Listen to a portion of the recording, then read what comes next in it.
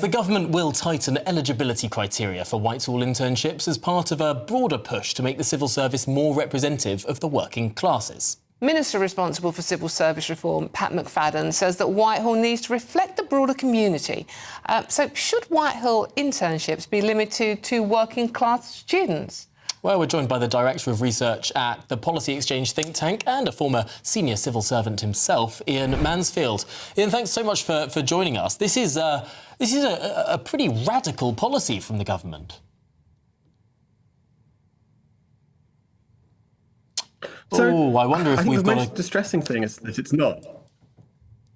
So I think the most distressing thing is that it's not. These sorts of discriminatory schemes have been well embedded in the public sector for around 20 years.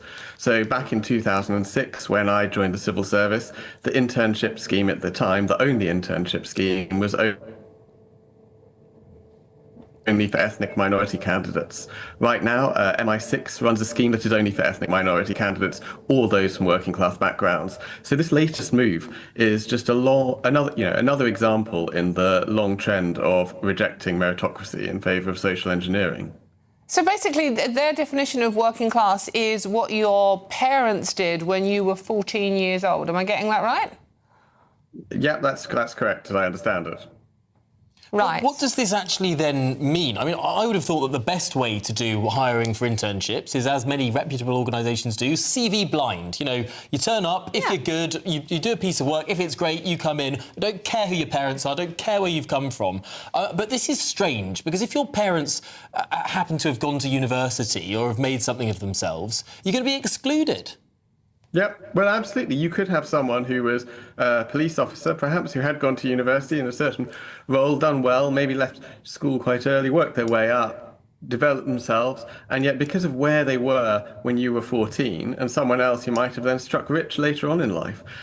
Fundamentally, though, it's about all of these discriminatory schemes, whether they're based on class, whether they're based on race, whether they're based on anything, are about the rejection of the search for talent. And of course, as you say, there can be schemes which can be uneven. We don't want the permanent secretary to give out internships to his or her mates' children. Yeah. We don't want something where it's based on what school you came from. But CV blind, objective tests, background blind, I should say, objective tests, Iain, that's the way to go. Is there not a difficulty here, given that some completely CV blind objective tests, whether it's verbal reasoning, non-verbal reasoning measurements, do reflect inequalities? There are perhaps some inequalities in society, no matter what sort of social engineering you try and do.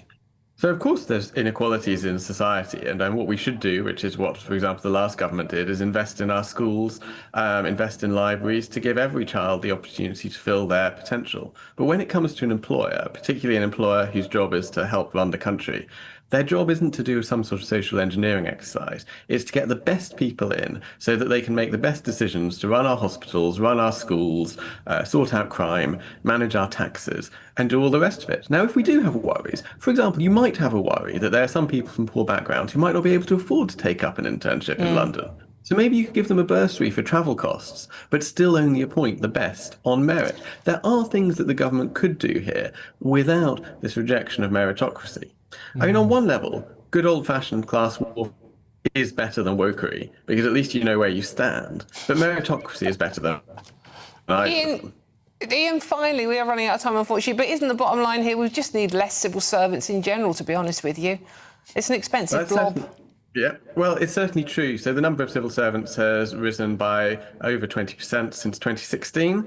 Very hard to see the case for that. And the government said it should cut them by 15%. At Policy Exchange, we've said they should go further, more like 25%. So, yeah, that would be a good step as well. OK, well, Iain Mansfield, thanks indeed for joining us.